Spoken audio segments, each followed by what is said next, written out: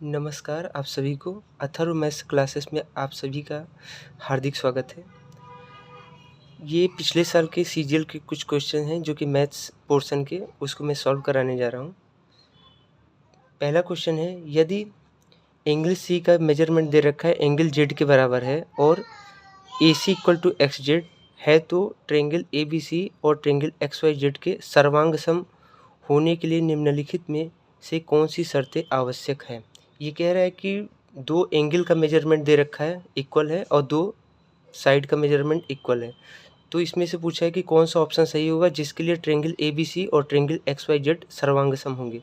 तो पहले हम क्या करेंगे, दोनों ट्रायंगल को ड्रॉ कर लेते हैं। ये हमारा ट्रायंगल हो गया ए बी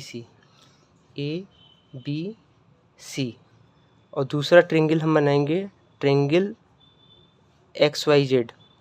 हम उसी तरीके से लिखेंगे जैसे इसको लिखे ए बी सी, तो पहले एक्स लिखेंगे, ऊपर आएगा वाई, फिर जेड।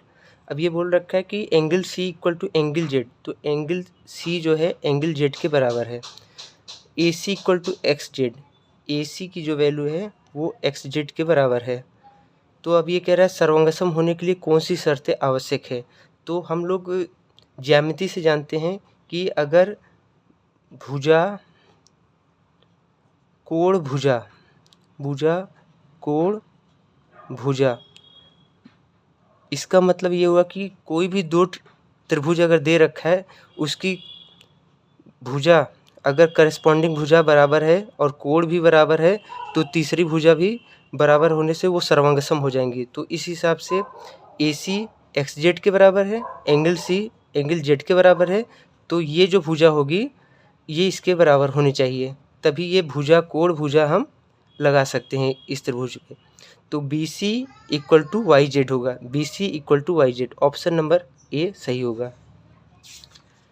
सेकेंड क्वेश्चन दे रखा है, x इक्वल टू -4 और y इक्वल टू -1 होने पर 3x cube plus 5x square y plus 12x y square plus 7y cube का मान ज्ञात कीजिए।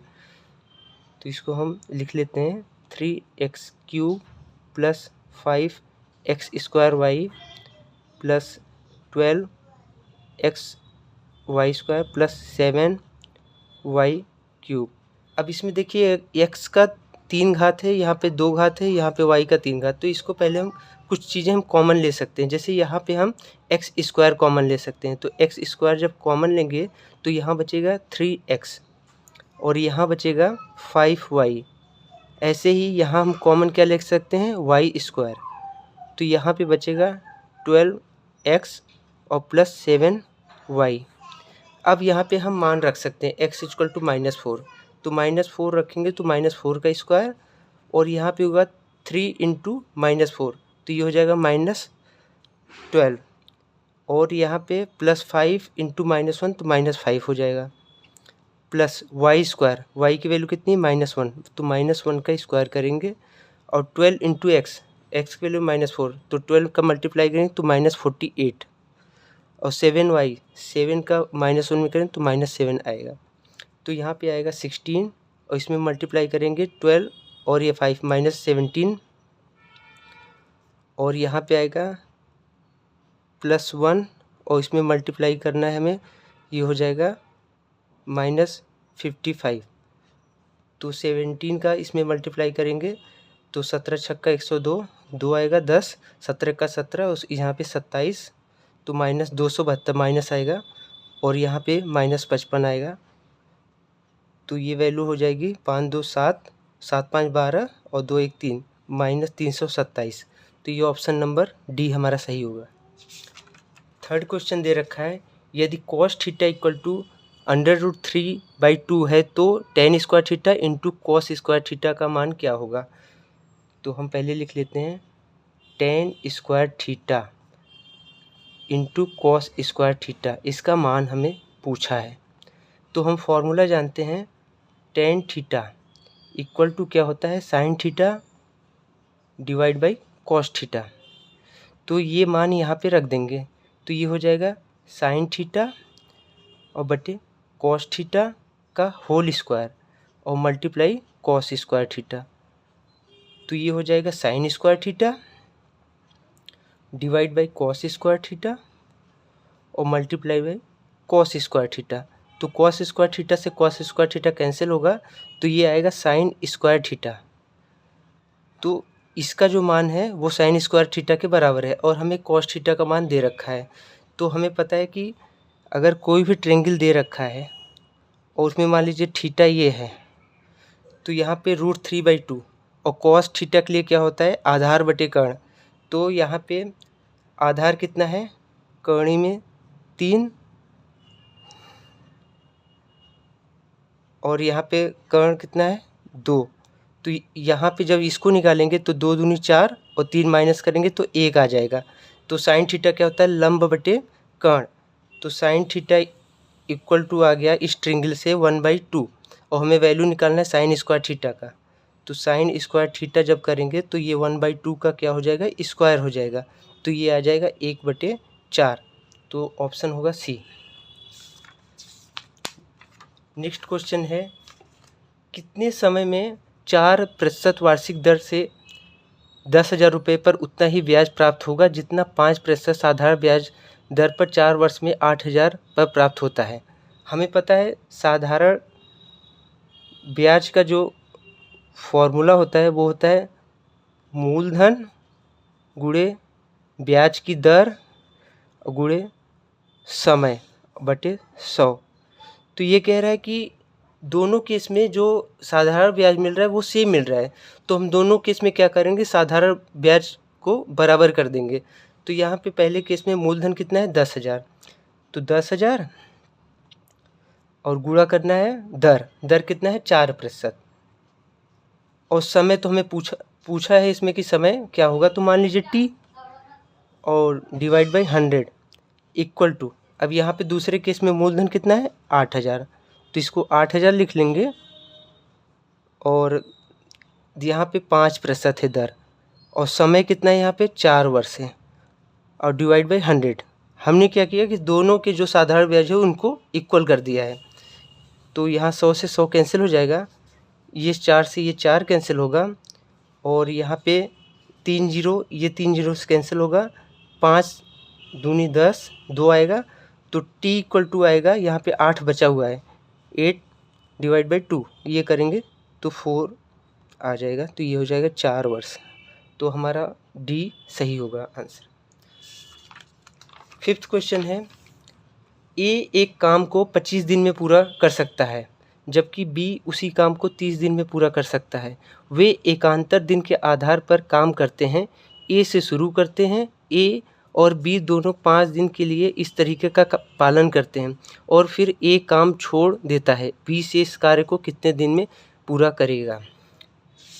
तो इसमें क्या करना है, हम लोग को एक फॉर्मूला होता है, जो कार्य का फॉर्मूला उसको लिखेंगे, कार्य बराबर दक्षता गुणे समय, समय का मल्टीप्लाई करने से ये कार्य हमें मिलता है। तो हमें दक्षता निकालना है। तो A कार्य कितने दिन में पूरा करता है, दे रखा है 25 दिन में, 25 दिन, और B पूरा करता है 30 दिन में।